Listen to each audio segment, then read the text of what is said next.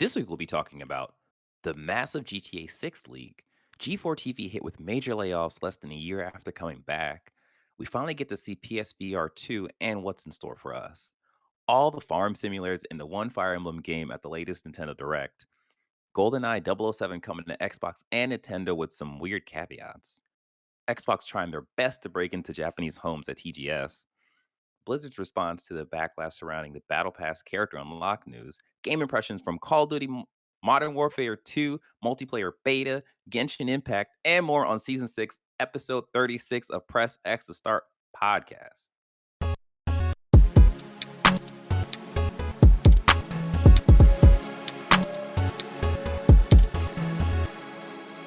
What's up, everyone? I am your host, DJ, aka Sexy Bad Choices, aka Silent but Deadly. I am joined by who? Who am Right, I joined by? Sean MF Ross, What the MF stand for? the homie. Oh, is that German? At Dahomey? some point, they were probably there. No? I don't doubt it. Our Who else homie is would here? be yes, homie. What? No. Yeah. Oh, yeah, you're right. Well, you shouldn't listen to me. I've never taken a single German class in my life, so there's that. And who was that? I mean, That's like, me, Avery. nailed it. Look at that. That's the news tycoon right there. All right. Now you know who we are. Press X Star Podcast is the weekly show where we talk about the latest gaming news, gives you Jesus. Wait, the latest gaming news. Oh, yeah, yes. That's what we do. We review the biggest games and give you our thoughts on the games we are playing. Our goal is to expand the video game media landscape through an underserved point of view. Now, before we jump into the stuff in the news and the GTA 6 stuff, we have a little announcement. Check out our live reactions of the PlayStation State of Play. We were talking about Tekken 8, the review of Tekken 8, the God of War Ragnarok, Rise of the Ronin, and more. It's on our YouTube at Press X to Start TV. Or if you're watching this right now, you just literally just do the whole click thing because there will be like a little card for you to click on. And you can just do that. But if you're listening to this, you need to watch. You need to watch. Just do both at the same time. It's amazing. It's called multitasking. I believe in you. All right. With that being the case, now you know who we are. Now you know what this podcast is, and now you know where to go to watch the PlayStation State of Play. Let us jump into the quick hits. Now, again, normally I'd be like, Avery, take it away, and he'll do like an amazing, fantastic job. But today, you got a little special. This number one's coming from me, guys. It's coming from me. All right. GTA 6 gameplay leaks online with 90 videos coming from The Verge, coming from Tom Warning from The Verge.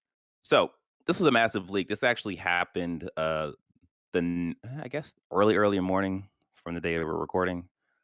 So essentially, footage of Grand Theft Auto 6, Rockstar's next entry in the new open world franchise, has leaked online. This comes from PC Gamer, or PC Gamer reports that a user on the GTA forums has posted a 3 gigabyte file full of 90 videos of the GTA 6 footage. It's not exactly clear how the footage was obtained, but Teapot Tuber Hacker, that's an interesting name, poster claims to be behind the unrelated Uber hack late last week. Says that they may leak more data soon, including GTA 5 and GTA 6 source code, assets, and testing builds. So this is really bad for Rockstar. Um, the fear is that wait, I think you're muted, Sean. No. Oh, okay. Yeah. So the fear is that like if they release the source code and like if it's the actual source code, then Rockstar is going to have to delay the game and change the source code to prevent people from tampering or messing with the game, once it releases. And this is kind of the worst, not kind of, this is the worst thing that could happen for Rockstar right now. And I've the it's 90 videos, but it equals to about like 50 or so minutes of footage. I've watched about 15 or so minutes of it. It looks Yeah. really good. Yeah. There is a about 3-minute clip of the lady character with the guy character. Like so the news that had broke before was that this GTA 6, the story is going to be like a Bonnie and Clyde situation where it's a uh, guy and girl robbing banks and stuff, and we kind of follow their story or whatever. Yeah. so we actually get some footage of that. It looks really cool. Like when you're having the gun, or you have the gun and you're looking at different people, and it looks like you get different options of things you can do to the people. Yeah. So yeah, so that's really cool. We're not going to show any of the footage because um, we want to keep on Rockstar's good side. So if you want to see the footage, just go find it. It's going to be everywhere on YouTube. So there's that. Um, what's your guys' thoughts on this? The little that I did see looks interesting, but I don't know if I'm gonna look at much. It did look very good. I was looking at the comparison screenshots, Yeah, and the hair looked good on the protagonist. I think it's Lucia, yeah, yeah. as well as like, as strange as this is to point out, like they were showing, you could see the outline of her bra strap through the back of her shirt. If those are two different solid objects, like polygons interacting with each other, that's like, if the shirt is conforming around that, that's crazy. That's bonkers. Yeah, yeah. That's that. I feel like that's close to the equivalent, although they may have something different. But that's close to the equivalent of when we first saw GTA 5 and people are like, oh my God, the flip flops flip flop. If that makes Mhm. sense. Mhm. Yep, you're totally right on that. Yeah, I feel like that level of detail, if that level of detail persists throughout the entire open world, that is insane. That's the Because new gold standard. exactly, exactly. So to see that in this, and it's just like, oh man, if that is a thing that is kept, and it's kept throughout like all the different clothing options that you get in the game, that's gonna be really impressive. A Rockstar is trying to earn your $70, and I am not upset. You know what? We've had GTA 5 for how long? And Like they're eight, getting 10 years they're almost. getting they're getting every dollar out of it. And Jesus Christ, we're gonna be in a home by the time GTA 7 gets leaked.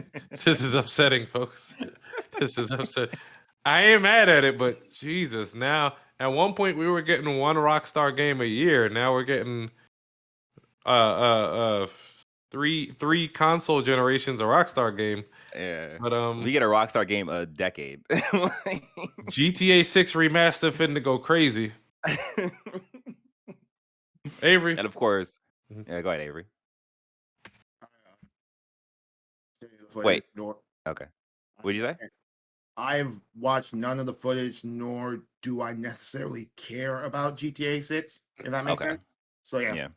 Do you not like GTA, or you don't care I about like it's GTA? not my favorite franchise. Like I played Grand Theft Auto games, I'm not playing. I when someone announces the Grand Theft Auto, my life doesn't change. I'm like, all right, cool, whatever. Oh, okay. I remember standing in line to get GTA 5 on the PS3 and Xbox 360, and there was a mock Mm, police car. I still to this day don't know if that was real. Some assholes came up in it was a Mustang and not a Corvette, a modified Camaro. They had, like, straight pipes on, and they were tearing ass through Bowie Town Center. You know where that is. yeah, yeah. Straight down the middle next to the GameStop. But there was also a PG County police, a state trooper, and I want to say a Bowie police posted up just in case any shit popped off because it was a midnight release. Remember those Yeah. guys? Remember midnight releases? Those are the days. Yeah, but Man. yeah, shit was brazy, y'all. I kind of hope that was an actual like publicity thing that Rockstar did specifically for that GameStop. To this day. To this day. But yeah, like Um, that this is it's I mean, the footage looks good. Like, it sucks that this is how we're seeing it and we're not seeing it in the best light. And, we're also not seeing it with the final or official polish to yeah, the it. final polish. So, yeah, so when we get that footage, it is going to look amazing. Yeah. And yeah, I'm I, excited I for it. I'm excited for I'm it. excited for it. I've played every GTA, so Mhm. yeah. Mhm. Even Chinatown Wars. I never played Chinatown Wars. I Exactly. played the mainline GTA stuff. Yeah. All right. Number Avery. 2, Avery. Take it away. Well, no, I'm here. Yeah, so this is from TheGamer.com. This is from Rhiannon Bevan. Report devs don't want to work on Assassin's Creed Red because of project lead abuse allegations. So Assassin's Creed Red was announced about 2 weeks ago, your time, and from this, but a week ago, our time. It was one of the projects in the Ubisoft Assassin's Creed Infinity. It would be the first one. It was the long-awaited Ninja Assassin's Creed game, which has been essentially leaped by other games at this point. So if you're still excited for that, yay! But yeah, they brought out, I believe, the creative director on that as well, Jonathan Dumont. And if you don't remember Jonathan Dumont's name, it's because, well, you should, because he was one of the people outed in the sort of like Ubisoft allegations against the company. And this was pointed out by a better Ubisoft, a sort of a semi-internal, external watchdog group that wants essentially to make Ubisoft better and is holding its leadership accountable for the grave mistakes that they've made over the years. And they sort of revealed that hey man, people don't want to work on this game. Like, it doesn't matter if Dumont has changed, quote unquote. The shit he was doing was just so heinous that people don't want to work on it, and people have left because of him. I don't necessarily believe it's going to really impact like the development of this game in any meaningful way, but it is one of those things that I want everyone to keep keep in the back of their mind as this game's development goes forward, and we see Ubisoft make more and more changes. Yeah, like unfortunately, there are more developers that want to work than developers that care about this. So, like, you know, it sucks that that is the case, and it sucks that Ubisoft knows that they can put this man to lead Assassin's Creed Red, and they know that they don't necessarily have to worry about too big of a backlash because they know that everyone wants Assassin's Creed, like this whole ninja, like Shinobi thing. Like people want it. They understand that, and it's just like it even might just serve them better to have a different person make this other than a person who makes the other Assassin's Creed games. Because just like I don't know, man. This sucks. It sucks. I don't necessarily agree with that last part, in that one of the big problems Assassin's Creed had is when it decided to stop being an Assassin's Creed game. Yeah. And so the idea of that, okay, we should put someone who's not made an Assassin's Creed game in charge. We did that before, and we got the split in the uh, development between I want to say it was Like Origins and between Origins and I want to say Syndicate. Syndicate, yeah. Yeah. So I mean, maybe I wasn't listening. So this guy, he wasn't a part of like the Origin going forward. He was part of the old, I don't I guess, old necessarily guard. believe he's part of the old guard. He's been working on Ubisoft Oh, for a okay, while. okay, all right, Yeah. okay. We'll see. We'll see how it goes. It is also weird too, like now, just at the back end of like TGS and all the different showcases and stuff. It's like Team Ninja is working on two different like samurai games. We have Ghost of Tsushima. Um, does could you put Sekiro in that bucket or no? No. Okay, Different, all right, different. yeah, okay, yeah, Uh, yeah. Yeah. Like I said, I'm of the mindset that they're too little, too late. And hmm it depends on what type of game they're trying to make. If they're trying to make that big open world last three Assassin's Creed games with Red, then like you're shit out of luck. You're gonna get immediately compared to Ghost of Tsushima, which is probably going to have a sequel that's going to come out either around the same Yeah. time your game is coming out or after your game is going to come out. And while Assassin's yeah. Creed has a name brand and is on all systems, I don't think it wants the Ghost of Tsushima 2 smoke. I Uh, think people are Assassin's Creed fatigued out. I don't think Assassin's Creed fatigue out. I'm just like, hey man, they're making a better game than you. That's true. Uh, It's just it's the formula that like needs to be. I mean, I don't even know if I want to say like it's the formula that needs to be tweaked because they tweaked the formula and that's how we got Origins and stuff. yeah, and I So it's hate that like, all right, game. yeah, The, exactly. the, So like, the, it's like, do the you tweak it to go back? I think the Yeah. if okay, I'm gonna relitigate old Assassin's Creed bullshit. What they needed to do was put time between the games. If you put out essentially the same game every year, eventually it's going to wear thin on people. Like, because there's essentially Yep. nothing. There was nothing wrong with the old Assassin's Creed format. It's just there's little time between games, and any innovation seemed so micro that people just ignored it. Like, if you play a set, like, it's really insane that, like, I think it's like 4 or 5 years between Assassin's Creed Brotherhood and then Yeah. Syndicate. But like, if you play Syndicate, the locomotion in that game is so much more different than all the Assassin's Creed. It's like, oh, this is a huge leap, but it's not a huge leap because last year we had another Assassin's Creed game that had minor incremental things, and then the year before that we had another Assassin's Creed game that had minor. It's one of those things. Like, I think the old Assassin's Creed formula was good. It worked. I Right. understand why they changed it because it allowed them to essentially make more money off the games by making them a longer experience. Yeah, Yeah. that's me getting old bullshit. But let's move on to our next story. This is from Windows Central. This is from Jez Corden.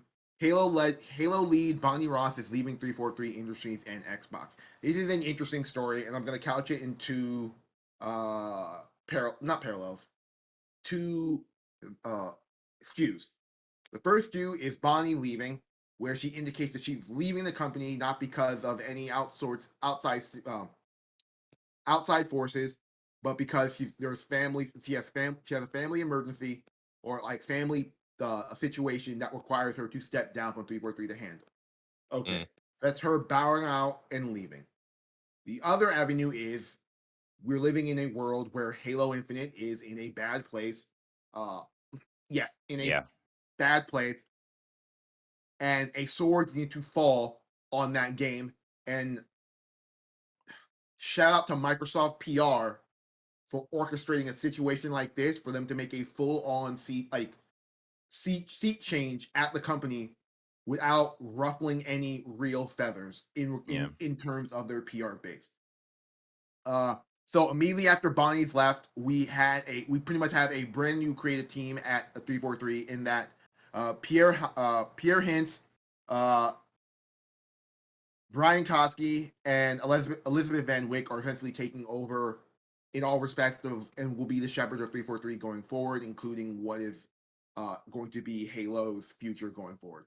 Now, Has it been in successful under her at that's all in the past? well, Bonnie has been with Halo for over 15 years. That's what I'm She's been trying to figure out. Like, what came out when she was on? all the Halos. Oh, Yeah. So it's I mean, like 15 this. years ago is right before Halo 3 came out. She's been at Microsoft for 27 years. She's been Okay. working specifically on Halo for 15. So Yeah, that's like, Halo 3. and without transparency of what really went wrong in the Halo Halo Infinite's development, Mhm. I can't tell you whether she's the reason that the game Exactly. Yeah. she's the head that needed to roll on for the game. Yeah. But like, to the first point, I hope everything is going well for family, and if indeed it is a For sure. situation is going well for family, if indeed that is the situation that needs to be handled, because I'm of the mindset, and you can catch me if I'm being insensitive, but I'm of the mindset that because I've seen this exact fucking like press release 15 different times in like business and entertainment, which is just them soft rolling that we made a hard decision and we don't want to talk about it because no one's going to talk about it if we couch it in this language. So if it's true, I hope everything's going well for family and nothing's more important. But B, if it's not true, this is really fucked up. I just be transparent about what's going on with this franchise. Yeah. Yeah. Like that's the main issue is that it's terrible and it sucks that she has to deal with whatever family emergency she has, but it also it's really hard to be like, I mean, even Jordan said like you kind of have to take it face value because like if it is a family thing, it's like it's terrible to think like, oh yeah, Xbox are just kind of like, put it as this because they want to avoid the backlash. But like, if she really is going through a family thing, it's like, we're being insensitive. But Yeah. again, it's really hard to not be cynical about this because, as Avery said, like we've seen stuff like this happen so many times, and then later on we get the full story where it's like, oh yeah, like, publisher positioned the letting go of this higher up as like a family thing or something that is not exactly true. And it's just like, oh, okay, well, that sucks that you kind of play with our emotions. So Which is why I take the issue. It's like, okay, you because you don't want to confront, because Microsoft has done a really great job of, like, I one thing I will applaud Microsoft on is their PR. There is no such Mhm. thing as bad news at Xbox at all. Anything that can be perceived as an L is immediately ignored and pushed past by both a very happy audience and a very good marketing and PR team that's able to couch every mistake, every misstep as a thing. So we're sitting yeah, here in a year two of Halo Infinite, a game that's in not dire straits, but not in good states.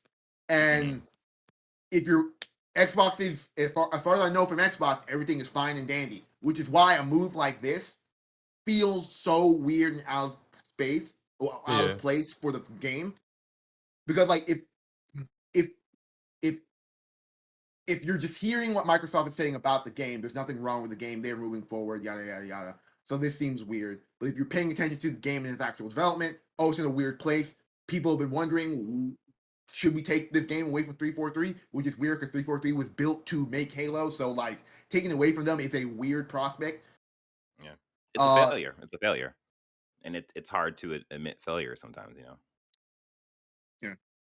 Yeah, Yeah. so I guess shout out to Bonnie. I hope everything's okay with her. And I'm really interested in what does this mean for Halo Infinite, because I'm of the mindset that because Halo Infinite is supposed to be their 15 year like game that's going to be like a platform going forward, and we're in year one. We're still in season. We just began season two, which is going to last till next year. And where is where is the Infinite in the Halo Infinite? If that makes sense. Yeah. Yeah. Of all the Halo games, it's one of the Halo games of all time. All right. Before we jump into Tencent's buffoonery, uh, we hope that you are enjoying us talk about games. So do us a solid and hit that like button, hit that subscribe button, and hit that notification bell. If you are listening, please pause the podcast and leave us a review. I meant to grab a review to read off right now, but I have forgotten that because life I mean, I'm is sure one of them busy. said that Press X to Start is the greatest of all time. Yeah, I think most of them say that actually, Sean. Like, from the stuff that I've read, in my free time. And yeah, so thank you, people who say that we are the greatest of all time, because we firmly believe that. And we thank you again that I am trailing off. Yeah. All right. So keep enjoying the show and we thank you. Make sure you hit that like button, do those things. All right. Now back to the show. Avery. Yes. Cool. I was thinking cool. Okay, so I have two stories that are in tandem, and there's a third story that is less big, but it's also something that happened in its time. This was a really bad week for video game media, in a sense. If you aren't a if you're not a publicly backed or privately owned video game entity, it's really hard to survive, especially when you're trying to do stuff that is outside of the norm. So our first story is that this is from both these stories from Kotaku. This is further from Zach Zweisen. Tencent guts its gaming news site, firing staff without warning. And then the second story is that G4TV hit with major layoffs less than a year after coming back. This is on Ethan Gotch. So the fanbyte thing is, it's weird in that I could see the tea leaves when it came to fanbyte because of the type of hmm content they put out. Essentially, what happened to Fanbyte is it was a very I don't know what to say, but anyway, it was they were very Well, I'll go ahead and say that like I didn't know about Fanbyte until seeing this news. And like, hey, you know me, I'm DJ, aka Sexy Bad Choices. I follow gaming news a lot. You know, we have to do that for this podcast, and I have no idea what Fanbyte was, and that's crazy because like we are actively looking for news. So yeah, Okay, how do I say this? Okay, so I like to think of Fanbyte as Kotaku Junior, in that they're a very oh opinionated site with their own views. They don't really do news. They do mostly op-eds to push whatever agenda they feel like. However, most of the time their agenda is based in a POC and queer circles in regards to video games and that safe okay, spaces. So they were never going to pop off in a way that like an IGN or a GameSpot or a Polygon or The Verge are. Giant bomb. right. Or well, Giant Bomb has their own problems because Giant Bomb Yeah, like missed like 3 they're times. trying now. They're trying now. But they're never going to pop off in a way because an article about Call of Duty isn't going to be, hey, check out this Call of Duty game. Is, hey, Activision Blizzard is bad, so we're going to talk about them being bad instead of talking about Call of Duty. That probably didn't engender them to like getting traffic and stuff like that. So I could see the tea leaves in that organization falling off eventually, especially when, let's just be honest, the video game audience, as much as we all like to not pretend, but try to believe it isn't. It is a cesspool of misogyny, racism, and homophobia, and mostly perpetrated by younger adults who don't care and or don't know about the situation at hand, and so like they're never going to be the core audience for Fanbyte, which means Fanbyte suffers from the problem that most entertainment brands that focus on a not niche audience but an ideal audience finds is that like, yeah, you guys didn't hear about them. I only know about Fanbyte because Imran Khan, formerly a Game Informer, worked for them. So like, he works for Fanbyte. Yeah, I follow Imran, and shout out to him. He got fired while he was covering Tokyo Game Show in Japan for them. So like, That's yeah.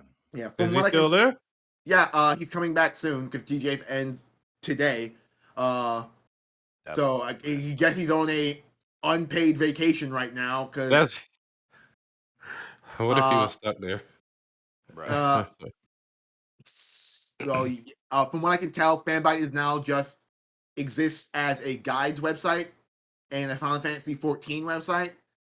It pretty much got rid of 90% of its editorial staff, and it's a skeleton crew that exists. And so shout out to all the individuals who lost their jobs at Fanbyte. As much as I could see the tea leaf coming, you guys didn't deserve to leave. And something I also learned about Fanbyte, which I thought was shocking, is that they were owned by Tencent. I don't know. This is where it gets weird because it's like Tencent owned a news outlet and didn't do anything with them. And did you see the Fanbyte Twitter? I say you didn't take all the keys from me, motherfucker. Oh, someone's on the Twitter. Oh god. Oh dear. Yeah, it's such a weird thing. It gets into that weird bit like of capitalism, like math, in that there is no morality in capitalism, but there is a moral like point to be made about a website like Fanbyte existing and being able to put out content. Yeah. But the question is, what happens when that like conflict of interest happens? Well, it wasn't even the conflict of interest. It's like where does that morality meet business when eventually, like, how long is Tencent willing to lose money on a business? And also, Tencent, you make billions of dollars. Why aren't you just willing to foot the bill for this? I mean, that could be free promo for your shit. Like, why are you not just? Well, that's your loss leader. But go ahead. I think you're about to say the same thing. Fanbyte is not the website to do promotion for Tencent products. I don't mean like that necessarily, but they could always give them exclusive shit, a week or two, a month before other outlets. You make on top of that, though. But then you get into the issue Sean, with like Fanbyte's audience and reach, is that you would do better putting that stuff out exclusively to other outlets with a bigger reach than Fanbyte. Not if that's where you start to become the place to get exclusive stuff. You have to grow from somewhere. I get what you're saying. You would get more eyes on an IGN, but how did IGN get to that point? IGN wasn't always like this. Fair point, but I also think that Fanbyte's not the website to. They're not the type of website to let someone from corporate say we're giving you free stuff and them not be like, hey, here's free stuff. Also, we have X, Y, and Z problem with this free stuff. That's the type of website they are. I feel you. I mean, I think even with all this said, like it also feels like Tencent. It's a company in China. China doesn't like when people just kind of talk about free speech in this way. So it kind of lines up to me like, yeah, let's let them go. Like what? And they're wasting and they're not making us money. Like that seems like a obvious thing for them. Yeah, from what I can tell, this wasn't an organization that was like started by Tencent. This is an organization that Tencent acquired through one of their acquisitions and just kept stewardship on until they realized we're not making money from this. We should probably figure out a way to lean it down so it makes money for us, which is why they're keeping their guides content essentially. Yeah. So yeah, once again, Man. shout out to those people. I hope they find their feet in video game journalism if they continue to do so. For people like Imran, I hope he stays in video game journalism. This is the second time he's sort of been fired. Like, I think fired laid off like that. He laid off like this while working a video games job. And there aren't many places like the big loss of Fanbyte is you essentially lost a very openly inclusive environment for people of color, the queer community, and women. You just lost that entirely. Yeah. And so, like, if those writers can go other places, but are they going to be allowed to have those Be as opinions open in so the end. open as they want?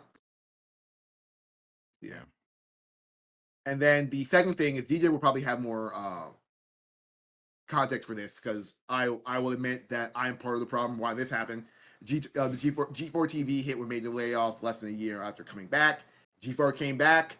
They had a massive marketing campaign about it coming back, and they were assembling their shows, bringing in content creators. They did a smart thing in that while they are still a actual network channel, they're putting out all their content online and streaming it from various avenues. So like, there's always it's super easy to find G4 TV content.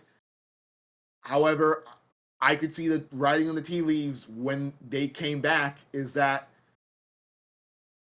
the era in which they thrived is over. They would thrive is over, and they would have to do, and like they would have to be to hit lightning in the bottle to have this be sustainable, or have someone just willing to write an empty check for them going forward.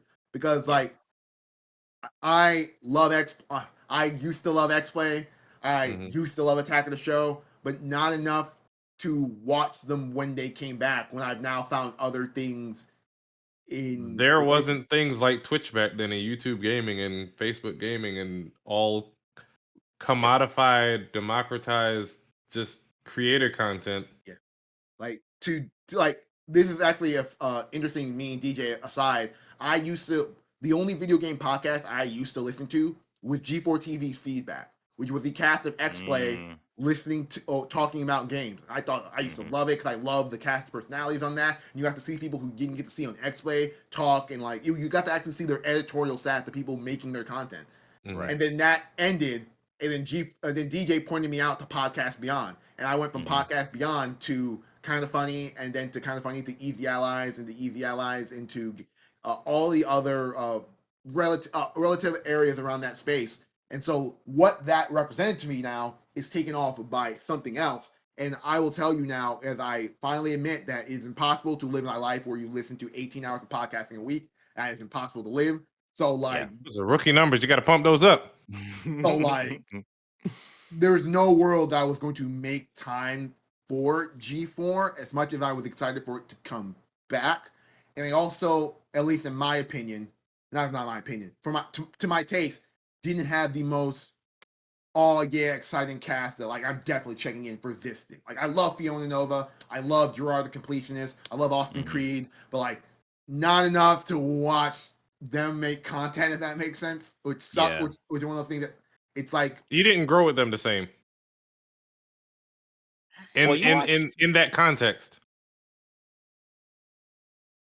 I think it might be more like you have to start that relationship over with these people and like grow with them now, but it's a little different now because you have other pieces like I of said, content that you've grown yeah, up with. I literally want the core reason why I didn't watch G4 TV beyond not being immediately invested in the content groups they put together. And hell, I'm a fan of Will Neff and Austin Show, and I didn't watch any of their content there.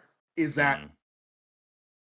I don't have time to put more Invest content into into it. invest in more content. Is this content doing absolutely anything brand new or interesting that I'm not getting from anything else I'm doing? Yeah. Not really. So like I Yeah. feel the need to tune in on a regular basis, which sucks. But yeah, so the most of the creators still remain at the network, but they've lost a large majority of their support staff. To which a quote I believe I read is that like most of the people there aren't sure how they're going to keep the place afloat with all the people they lost in support. Yeah. Yeah. So we'll Yeah. see what their future is going to be. I know DJ, you had a bigger investment in this G4 reboot than I did, so I want to see how you feel about this entire situation. Sorry for rambling. No, you're fine. You're fine. What you said made a lot of sense. Like, yeah, it's absolutely like horrendous to hear this news. Like, I'm kind of gutted by it because like I really did like G4 TV, and like this new incarnation of it, I thought it was pretty cool. I thought there was like every once in a while I'll sit and like watch a little bit of their content and it's like, oh, this is actually funny. Like, oh, I like these people. But that was the issue. Like I would watch a little bit of the content. Like I didn't watch everything because they put out a lot of stuff. And as Avery said, like I also kind of read the tea leaves because it's just like, damn, like I'm kind of a target audience for this, and even I'm not watching too much of this. And then even on their channel, like every once in a while, I would check their like watch numbers and stuff, and their watch numbers always felt kind of low. And it's like, damn, so it's not just me. Like there's a lot of people just not paying attention to this content. Were they just not putting out compelling content or exclusive content or anything riveting? No, I mean the content was good. The content was entertaining, but it was just as Avery said, like there's just so much other stuff to watch. So So much content now. Yeah. yeah, They're I competing with people who are doing what they're doing, but for less money as well. yeah, yeah, exactly, And exactly. probably less censored. Oh, I don't know. I mean, like they were I don't know. I don't know about less censored. Like there was some like skits on G4 TV. I'm like, okay, yeah, I guess you guys can do that because it's got an internet thing. But I feel like I feel like they should have partnered with a platform. They should have partnered with either Netflix, Hulu, like one of those platforms to like help them promote themselves and get money and stuff. They should have they should have had more cross pollinations with They, other they, places like they couldn't make those Netflix wouldn't let partnerships. them. They they couldn't make that partnership because G4 is a as a brand, it's owned by Comcast. And I was gonna say oh Netflix wouldn't let them put their shit out on YouTube like that. How they were putting out. yeah, That's yeah. not actually not necessarily true. I'm pretty sure what Netflix show put out their content on YouTube immediately afterwards. Well, I know they have Netflix as a joke, and they like take some of the stand up and put on there, but I Oh. think like as much as I shit on Netflix, I do think Netflix would have read the tea leaves and said that okay, this content would do better if it's being posted on multiple avenues, Yeah, mhm. yeah. Yeah, and it just like they especially should for have the had daily stuff. Or yeah, maybe if they partner with Twitch. I feel like We are partners with Twitch. the COVID also got them too because a lot of their content works better in person than you know, like what we're doing where we're on a Discord call kind of thing. And they No, we're tried not. their We're in a best big to studio. Talking about. it's huge. But yeah, like it works best when they are in person. They're able to vibe off each other and so on and so forth. Cause like that was the major draw of like Attack of the Show, of X Play. Like it was them, doing skits and talking to each other and like kind of just vibing off of each other. and like you didn't really get too much of that during the time they couldn't, be together. But yeah, I mean, it really sucks to hear that, this is probably the end of G4 TV again. So I mean, I really hope that a lot of the creators are able to go to other places. I guess Austin Creed will probably come back to Kind of Funny more regularly. Well, Um, he's a wrestler, and I'm not well, even sure he's yeah, yeah. still wrestling. Like the most interesting thing about G4 and why I thought was super weird is that for the most part, everyone there is like they've already got shit outside of the network, and it was all about pooling Hmm. resources. Like I mentioned Will Neff and Austin Show, both of those are created for 100 Thieves. They didn't necessarily Mm. need G4. It was just a great platform to make their content easier to make. Because hell, we got a crew, we got a support staff that will make this. Otherwise, they just go back to Twitch, and Austin would go back to doing his Raj Patel thing, which I don't even know how he got away for doing that for so long, and doing Lover Host. Like it's like they didn't, and like yeah. Yeah, yeah. It sucks. It sucks. Anyway, Oh yeah, shout out to Gina Darling. She's like one of my favorite people on that on G4. So hopefully, see more. I should just follow her and see what she's gonna do after this. Or yeah, but yeah, online, of course. what? Yes, of course, Sean. Jeez, what am I? So and our maybe our last story depends on how I feel. Is This We is can from just go through the rest BBC. of This it. is Yeah. from Tom Ivan. This is there was a Nintendo Direct, and Tom Ivan has provided us with a rundown of the content. We didn't react to the Nintendo Direct because A, it happened literally 7, 8 in the morning for us, and Yeah. then B, after the fact, it wasn't we as an entertainment group, i.e., me and DJ having a conversation like, should we react to this? I don't think we should. So we didn't. Thank God you didn't.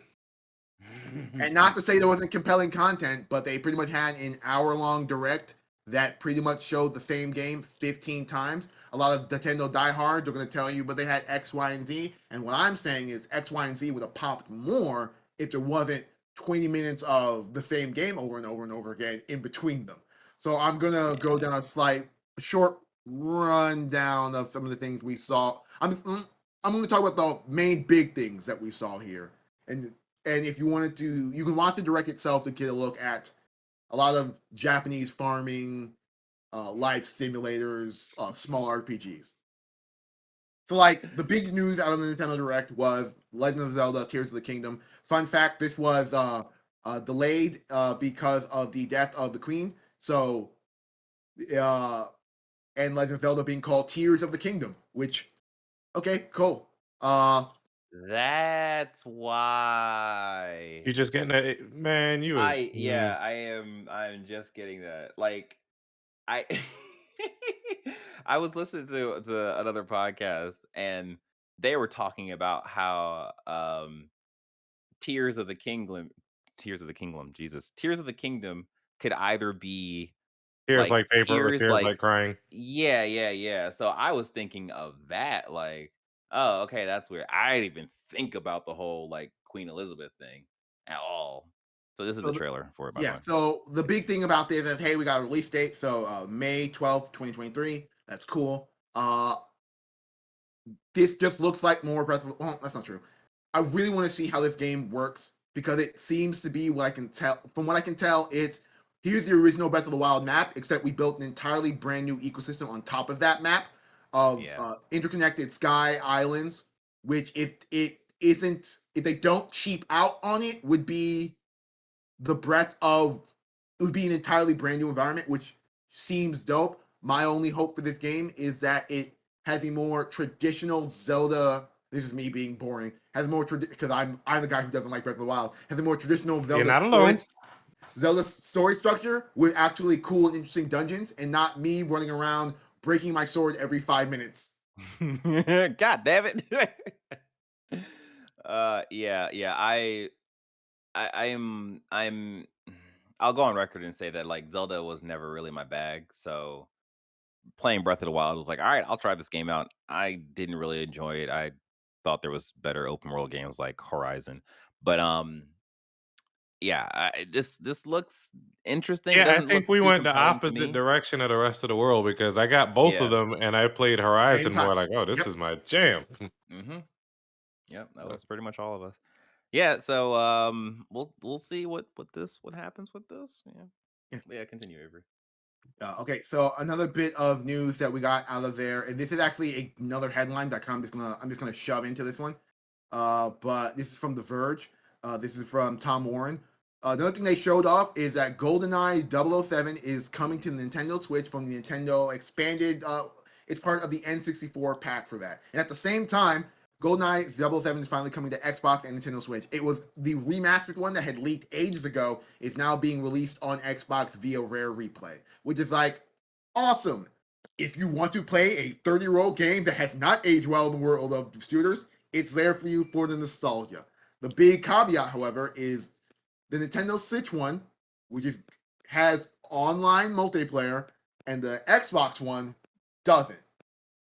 Yeah. A lot of people are saying that this is a caveat situation, that like the only way Xbox is going to get this is that from a licensing standpoint is if they lost the online multiplayer. But from what I did my own digging, it's that GoldenEye doesn't have the infrastructure to make online unless they've rebuilt it from the ground up, and it seems like they just did a remaster. And so the only way to put in multiplayer online is to sort of do this weird emulation, which Nintendo is able to figure out, but Xbox couldn't because this is being partnered with Rare Replay. mm. Yeah. It's complicated. I don't think this is any weird caveat situation that I think the two of them were on par of doing this release, and just Nintendo's infrastructure allowed it much easier to have online multiplayer than Xbox. It's worked out better. Yeah, Crazy. but yeah, I but don't care about any of this. me as well. Me neither. If my tenor when I was announcing this news didn't tell you enough, it's that like why would you go there? I don't see the value in going back to play GoldenEye in any way, shape, or form. I never played it. Really? I played it. It was fun, but as Avery said, like there's no reason to go back. There's absolutely no reason to go back. Like you're gonna hate the experience because no one is accustomed to playing a first-person shooter in that way, and you shouldn't be accustomed to it because it was a bad way of playing a first-person shooter. I Now mean, they that we worked have with what they hindsight, had. You know what's exactly. funny Yeah. is when they first came out with the dual stick control scheme for like first person shooters, people thought this is crazy, this is stupid, this will never work, this is ridiculous. Mm-hmm. Turned out people were dumb. They didn't know better. Yeah. Now they do. I mean, they don't, Now but they do. Yeah, you're right. You're right. Oh, jeez. All right, Avery, continue. So, in a situation that I felt was weird, it felt very much like the God of War situation at PlayStation. Shigeru Miyamoto came out and he's like, "Hey, man, we're working with Niantic, and we have this Pikmin game, which I'm pretty sure is already out, and it's just them telling people, hey, we have a Pikmin game that's out, please play it." And I'm like, huh, that's the only Pikmin news. And he came out with the Pikmin 4 shirt and said, hey, we're making Pikmin 4, which is like awesome. Not a Pikmin fan. So very much seems like in line with every other game that they've couched this with. So this didn't get a pop from me. Yeah, this was another thing where I was like, ah, cool, Pikmin. And I was like, I also don't play Pikmin, so this is falling on deaf ears, I guess. But yeah, I think from what I've heard through the different people talking about this, like the big difference is you can see the sky in this versus the other ones where you couldn't. Mm. I don't know. Just give I'm me just another parroting proper WarioWare game. And then we got some Mario Kart 8 Deluxe talk. And they showed off a little bit more of the track for that game, which, once again, I'm just looking for friends to play this game with, because I will... Actually, I don't need any of this. Just put Baby Park in the game, which is already in the park game already, and just let me play that over and over and over again. It's the best map in the game. There's no conversations. It's the only one where everyone is even. The one friend who's good at Mario Kart cannot blow everyone out of the water. Yes, they can by dashing, skid boosting, whatever the hell it's called. The map is so small, and there's so many laps, and there's so many items that it's impossible for the one person to be really good at the game. I see. I have to destroy you at Baby Park then. All right. Trust me, I will tell you, the reason we started playing Baby Park as a meta is we had a friend named Andrew, shout out to you, who was just great at Mario Kart. He was just fantastic. If we raced him on any other map, he would get to first and no one could beat him. We started playing on Baby Park and instantly it was equalized. When I say he's the best person to play this game that we know, he's the best person to play this game that we know, and we actually had fun. It's like when we played COD 4 with him and we played that one map that's like really, really small. Shipment container. Yeah, that was the only map we played when we were playing COD 4 like split screen, because that was the only map where he couldn't just like squad up and like dominate, because like, oh, the map is so small that the minute he gets a kill, someone's already around him to get the trade. So like, oh, this is fun. I suppose. Anyway, yeah, and that's pretty much it. They had a lot of. What about Fire Emblem? Was that more farming? No, Fire Emblem. I'm as a Fire Emblem fan here, I'm just gonna be honest. I forgot about that game. That game was announced. Yeah. So the other like, I have so many questions, and none of them are why is this guy hair blue and red and whatever. The thing that it's called Fire Emblem Engage, and I thought that was a very interesting title because there's also a Gundam thing called like something Gundam Engage, and I was like, do they know that they're borrowing the same kind of like subtitle? Like, is there a thing happening here that I don't know all about? of them need to pay tribute to the one true king, the gaming system Engage. Yeah, that's exactly what I think of. Like, it's like I'm gonna be honest, DJ. The Fire Emblem team was not worried about Gundam. Well, and it's also two different like publishers. So I just found it weird that they used Engage, and like Engage is also used on the other like Gundam stuff. But Okay, yeah, like Nokia did make it. yeah, so like, this is Fire Emblem. Fire Emblem looks like Fire Emblem. I think the main not twist, but the main draw on this is like you get spirits from the old Fire Emblem characters. So as you see, like Marth is on screen.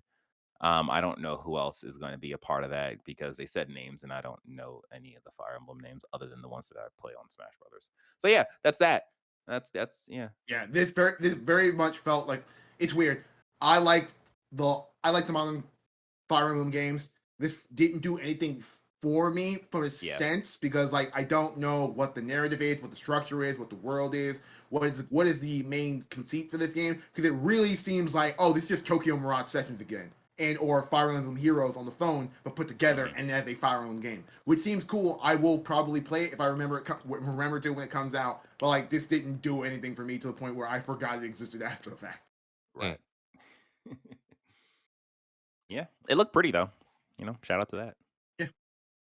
And that's pretty much it. So real quick, we were going to talk about the PSVR 2. We're not, but we kind of talked about it during our state of play. Yeah, and then Xbox did their Tokyo Game Show thing. The only thing that was talked about, let's do the Overwatch thing, and we'll make that quick, and then we can jump. Okay, because that's kind of bleeds in, because like the Xbox, they showed Overwatch 2, the Kiriko. Oh, I mean, it's not much to say in that the shit I was talking about last week pretty much is what ultimately turns out to be the truth behind Overwatch 2 and its Battle Pass system. So this is from Sissy Jane from Kotaku. Blizzard gives Overwatch 2 Kiriko for free, but defends its Battle Pass system. The only caveat I didn't know is that if you own Overwatch 1, you're just going to get Kiriko for free and not have to pay for her, which is cool. That's nice. But, I guess. But it still doesn't change the rest of how weird the Battle Pass is. They also confirmed that Kiriko was going to be at, I think, level 50, like 55 of the Battle Pass. That's insane. So if you own Overwatch 1 already, you'll get her before you reach level 55% or whatever. Yeah, you turn it on, she's like one of the 3 characters, the 3 brand new characters. But going forward, you just have to buy the Battle Pass and do that. So yeah. I wonder if there's going to be like a replacement reward if you already have her at that level. Doubt it. Well, maybe they'll probably give you skin or like money. No, they'll probably just give you currency. Currency. Yeah. To buy more things. Consumerism. Gotta love it. Gotta love it. Anyway. All right. Yeah, all right. Well, that has been it for the quick hits. That has been our podcast for the day. We hope you enjoyed listening to this episode, watching this episode as much as we enjoy talking and making this episode. In case you missed any details, you can find any of that and more on our website at pressx2start.com. Again, we ask that you please like this video, this podcast, this culmination of our words and energy into a single focal point of a YouTube video. Dang, I kind of forgot everything else I was gonna say. Yeah, so like this video, subscribe to the channel, hit the notification bell in case I didn't say that before. Getting real deep there. Um, yeah, again, if you're listening to this, please pause the podcast, leave us a review, and then unpause the podcast, and then continue listening because we need your support, and your support is everything to us. Yeah, so I think with that being said, oh, and check out the PlayStation State of Play live reaction that we did because it is amazing and it's doing gangbusters compared to our normal numbers, not compared to like IGN or like a GameSpot or like a Kind of Funny, but it's doing gangbusters for us. So be a part of the gang and bust them numbers. Oh, I froze. Look at that, I froze. And rob a few I'm back. people while you're at it. Why not? Whoa, wait, don't do that. Only in GTA, not in real life. Only in GTA. That's All right. America. It's a free country. Especially free if you rob people. I don't think I could support any of that.